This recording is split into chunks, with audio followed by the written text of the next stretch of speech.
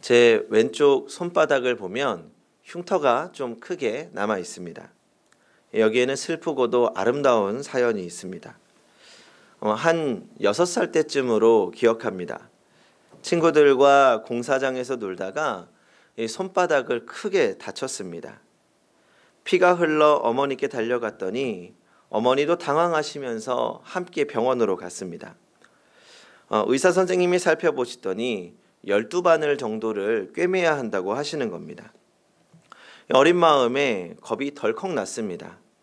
아니, 손바닥을 꿰맨다니. 울면서 무서워하고 있었습니다. 그래도 어쩌겠습니까? 꿰매야지요. 울면서 의사 선생님께 손바닥을 맡겼습니다. 그때 의사 선생님이 한마디 하시더라고요. 야, 준이 용감하네. 잘 울지도 않고. 저는 분명히 울고 있었는데 말입니다. 그렇게 무서운 상황인데도 칭찬을 들으니 기분이 좋더라고요. 그리고 생각하기 시작했습니다. 내가 용감한 건가? 그리고 울지 않기 위해 애를 쓰기 시작했습니다. 그렇게 선생님이 꿰매기 시작했습니다. 당시에 마취도 하지 않아서 굉장히 아팠던 것으로 기억합니다. 다시 울음이 터지려고 하는 그 순간 선생님이 말씀하셨습니다. 이야, 준이 잘 참네. 대단한 걸. 울지도 않고 정말 대단해. 그 순간 다시 한번 눈물을 찔끔 참고 마지막까지 잘 견뎠습니다. 치료가 끝난 뒤 선생님이 다시 한번 칭찬해 주셨습니다. 그리고 나서 스스로 울지 않고 잘 견뎠다는 생각에 스스로가 어찌나 자랑스럽던지요. 제 인생에 참 기억나는 칭찬 중 하나입니다. 그때의 경험 덕분인지 어떤 일이든지 잘 견디면 칭찬받을 수 있을 거라는 생각에 나름대로 참을성이 좀 늘어났던 것 같습니다. 어린아이뿐만 아니라 누구나 칭찬은 좋아합니다. 저는 남편으로서도 칭찬받고 싶고 아빠로서도 칭찬받고 싶습니다. 무엇보다 하나님께 좋은 목사로, 좋은 그리스도인으로 칭찬받고 싶은 사람입니다. 오늘 우리가 함께 볼 교회는 서머나 교회입니다. 이 서머나는 몰약 또는 쓰다라는 뜻입니다. 이 교회의 이름만큼이나 이 교회에 고난이 많았지만 이 빌라델비아 교회와 더불어서 칭찬을 받은 교회입니다. 그러면 서머나 교회가 무엇으로 칭찬받았는지를 살피면서 칭찬받는 믿음에 대해 생각해 보려고 합니다. 서머나 지역은 당시 인구가 한 10만 명 정도의 이 중형 도시로 과학과 의술이 굉장히 발달한 도시였습니다. 그리고 오늘날의 파리처럼 디자인 도시라고 할 수 있을 정도로 아름다운 건축물들이 많이 들어선 항구 도시입니다. 그러나 무엇보다 이 서머나는 당시 로마 황제를 숭배하는 신전을 유치하느냐를 놓고 경쟁을 벌이던 이 15개 정도의 도시 중 하나였습니다. 그리고 황제 숭배 신전을 최초로 유치한 도시가 되었습니다. 이처럼 서머나는 로마 황제를 향한 충성 경쟁의 선봉에 있던 도시였습니다. 로마는 충성을 맹세한 서머나에 많은 지원을 해주었기 때문에 그곳 사람들의 생활이 굉장히 윤택했습니다. 그런데 문제는 이렇게 살기 좋은 도시에서 살기 어려운 사람들이 있었는데 그 사람들이 바로 그리스도인들입니다. 그리스도인으로서 서머나에서 살아간다는 것은 거의 형벌에 가까웠습니다. 오늘 본문 9절을 같이 한번 읽어보겠습니다. 오늘 본문 9절을 같이 읽어보겠습니다. 시작. 내가 내 환난과 궁핍을 알거니와 실상은 내가 부요한 자니라. 자칭 유대인이라 하는 자들의 비방도 알거니와 실상은 유대인이 아니요 사탄의 회당이라. 성경이 말하는 궁핍은 두 가지입니다. 하나는 페니아라는 말로 남을 도와줄 여유가 없다는 뜻입니다. 그런데 오늘 쓰인 말은 푸토코스입니다. 이 단어는 가난한 과부를 지칭할 때 쓰는 단어입니다. 우리말로 번역하면 구걸할 만큼 찢어지게 가난하다라는 의미입니다. 왜냐하면 당시 로마 제국 치하의 위성 도시에 거주하는 사람들은 보통 장사를 했습니다. 그러기 위해서 이 상임조합에 반드시 가입을 해야 됐는데 여기에는 로마 황제인 가이사를 향해서 내 주여 마일로드라고 고백하는 사람만 들어갈 수 있었습니다. 그리고 일단 상인조합에 가입하고 나면 이 먹고 사는 데는 별 지장이 없을 정도로 온갖 혜택이 다 주어졌습니다. 이 반면에 조합원이 되지 못하면 이 매우 힘겨운 일들을 겪어야 했습니다. 가입하지 않으면 재산을 몰수당하고 궁핍해질 수밖에 없는 겁니다. 지금 개인 가게를 운영하시는 분들도 계실 것이고 회사에서 직장 생활을 하는 분들도 계실 겁니다. 그런데 당장 내일 아침 예수님을 믿는다는 이유로 직장에서 그만두게 되거나 장사를 하지 못하게 되고 또 시장에서 물건을 살 수 없습니다. 그리고 예수님만 포기한다면 한 달에 기본적으로 150만 원씩 연금을 지급해서 먹고 사는데 지장이 없게 하겠다는 이야기입니다. 만약에 성도님들이라면 어떻게 하시겠습니까? 한 걸음 양보해서 신앙을 버릴 필요는 없습니다.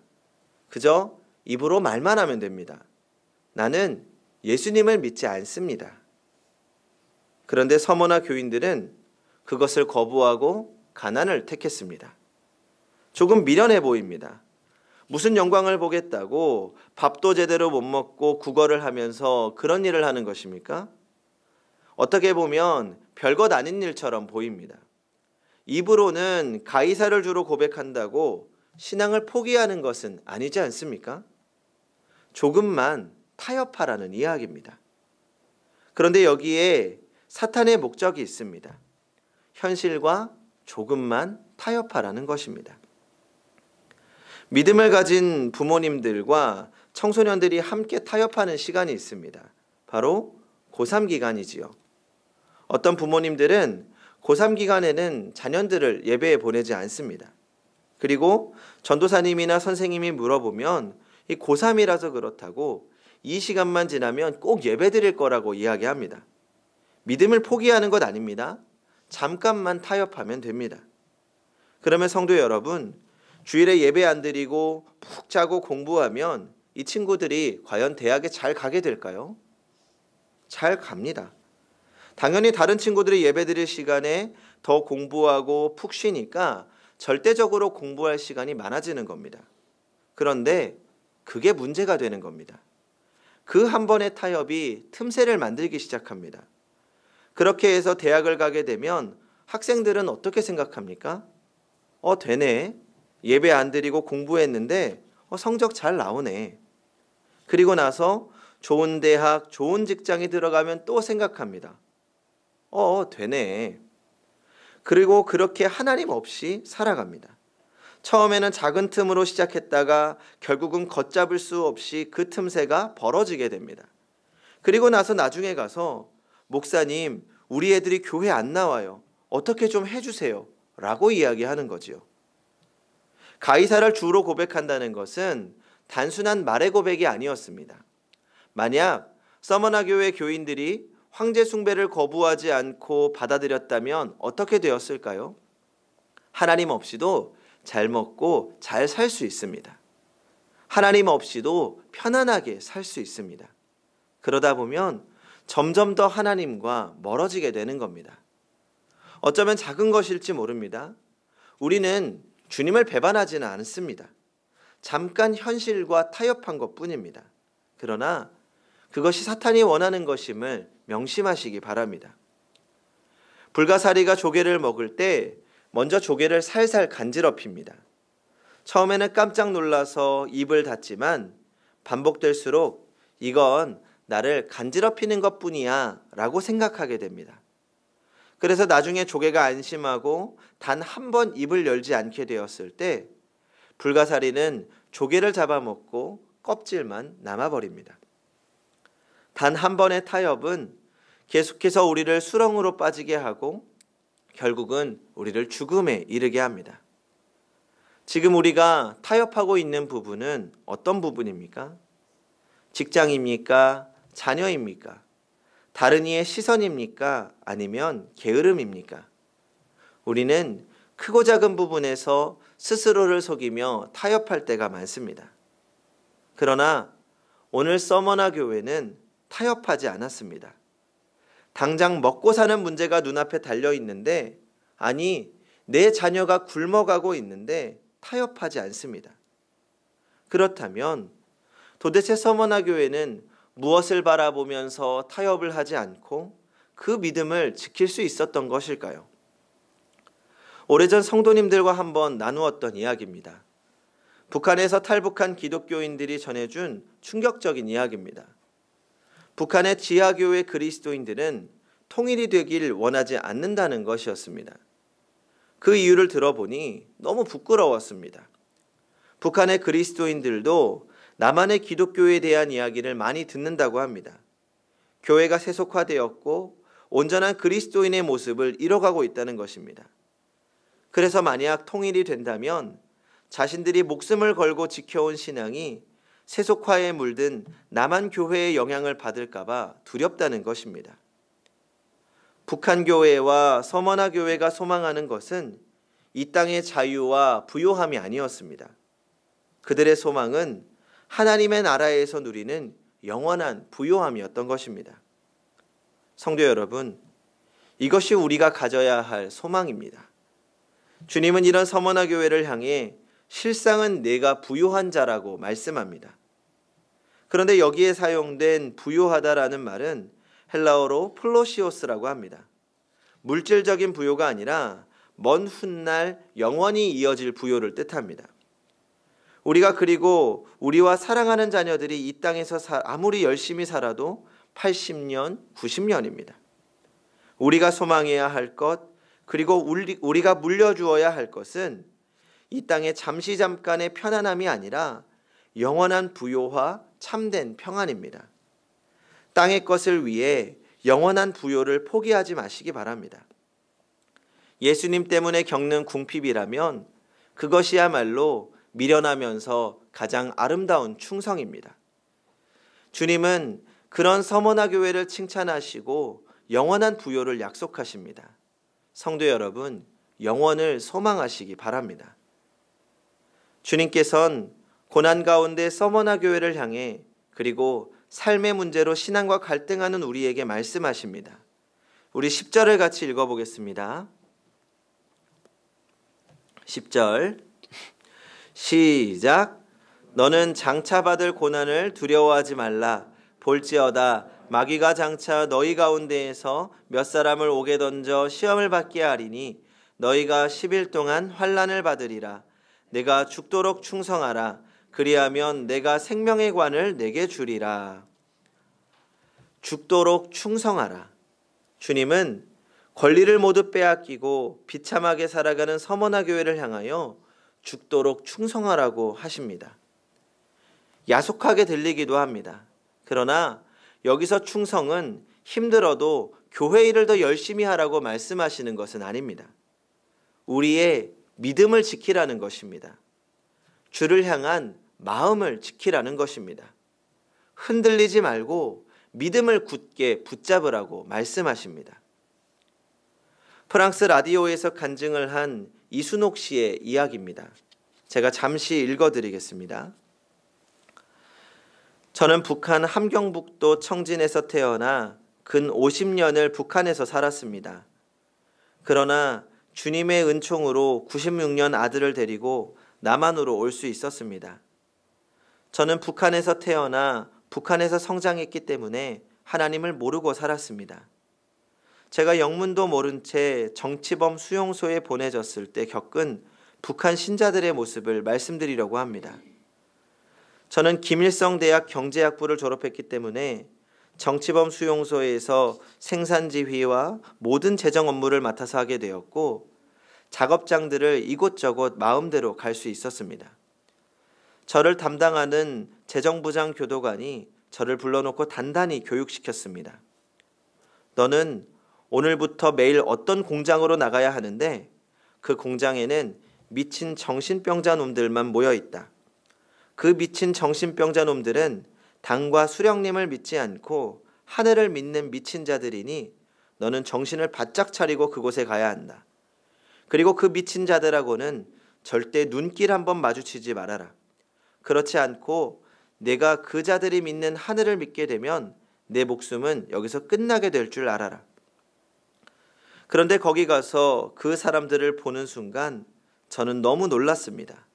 그들은 사람 같지 않았습니다. 1500도 이상 시뻘겋게 타오르는 용광로의 고열 노동작업장이었는데 무슨 짐승의 무리 같기도 하고 외계인 같기도 하고 도무지 사람의 모습은 찾아볼래야 찾아볼 수가 없었습니다. 머리에 머리카락이 붙어있는 사람은 하나도 없었고 얼굴은 해골 같고 이빨이 하나도 없었습니다. 키가 다 줄어들어서 땅에 딱 붙은 난장이들만 움직였습니다. 잡혀올 때는 정상인이었지만 하루 16시간, 18시간 먹지도 못하고 그 고열 속에서 노동하며 고문을 받다 보니 그 사람들은 척추가 녹아내려서 등에 혹이 되어버렸고 몸이 다 휘어져서 앞가슴하고 배가 마주 붙어 있었습니다. 예수를 믿는 그 사람들의 몸에는 옷이 입혀 있지 않았습니다. 저는 처음에 그 사람들을 멀리서 보았을 때 모두가 까만 옷을 입고 있는 줄 알았습니다. 그런데 가까이 가서 찬찬히 보니 그 사람들은 맨 살가죽에다 앞에 시커먼 고무 앞치마 하나만 걸치고 있었습니다. 용광로의 뜨거운 불꽃이 앙상하게 말라붙은 살가죽에 튀고 또 튀고 딱지가 않고 그 자리에 쇳물이 떨어지고 또 떨어져서 타버리고 해서 그 사람들의 피부는 한 곳도 성한 곳이 없었고 마치 들짐승의 가죽과 같았습니다. 어느 날 저는 그곳에서 정말로 전하기 힘든 너무나 끔찍하고 참혹한 광경을 목격하게 되었습니다.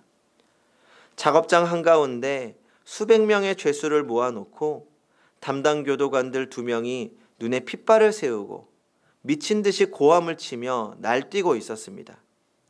교도관들은 너희들 가운데서 하늘을 믿지 않고 수령님을 믿겠다고 하면 자유세상으로 보내서 잘 살 수 있게 해주겠다. 그러며 그 사람들을 윽박지르고 하늘을 거부하라고 채찍으로 때리고 발로 차고 했습니다. 그런데 너무 이상했습니다. 수백 명의 그 사람들은 왜 그런지 아무 대답도 없이 그렇게 매를 맞으면서도 침묵으로 맞섰습니다. 그때 독이 오른 교도관이 그 사람들에게 달려가서 닥치는 대로 아무나 8명을 끌어내다가 땅바닥에 엎어놓았습니다. 그리고 구둣발로 내리밟고 짓이겼습니다.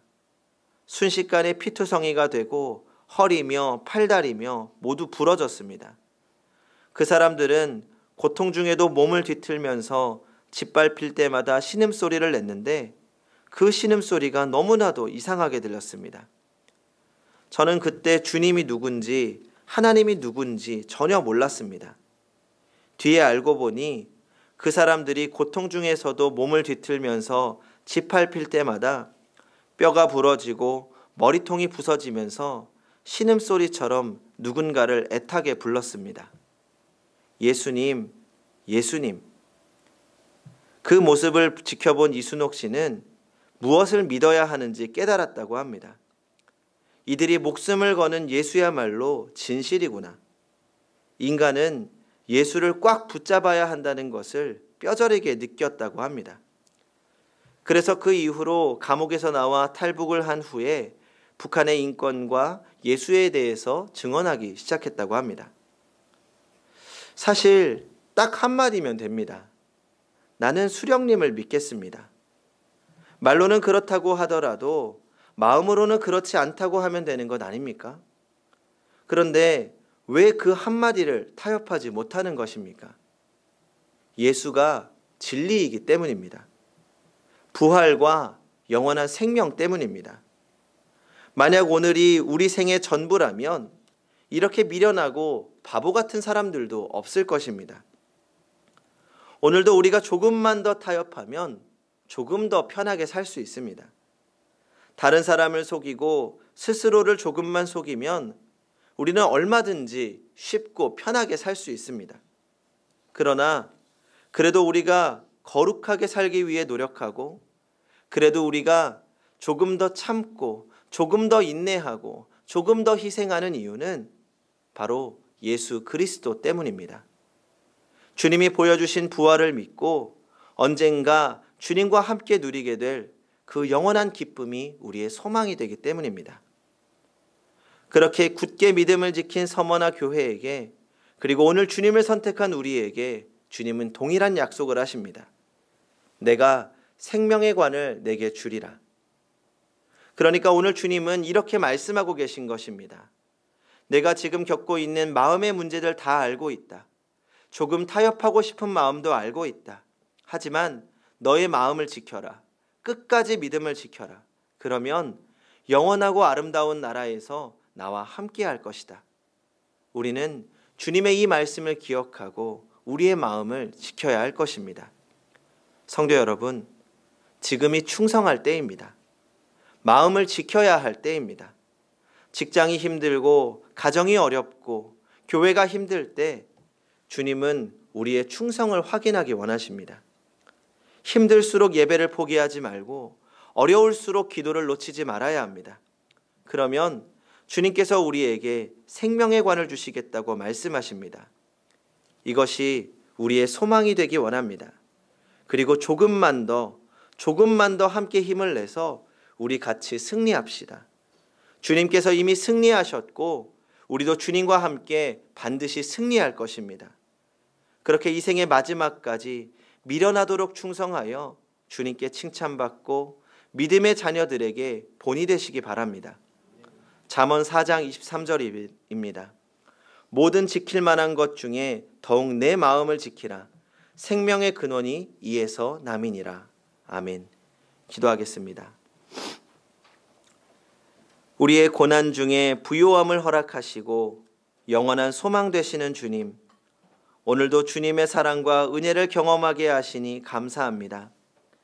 오늘 서머나 교회의 고난 이야기를 들으며 그동안 타협하며 머리 숙여왔던 우리의 약함을 깨닫습니다. 용서하여 주시옵소서. 허나 주님, 오늘 우리가 다시 한번 잠깐 스쳐가는 이 세상을 의지하지 않고 주님 안에서 영원한 소망을 꿈꾸는 믿음을 허락하여 주시옵소서. 그리하여 먼 훗날 주님을 만나게 되었을 때 생명의 관을 얻으며 잘했다 칭찬받는 성도 되게 하여 주시옵소서. 사랑의 주님, 우리는 연약합니다. 오직 주님께서 함께 하실 때에만이 우리가 감당할 수 있사오니 언제나 우리와 함께하여 주시옵소서. 예수님의 이름으로 기도하옵나이다. 아멘.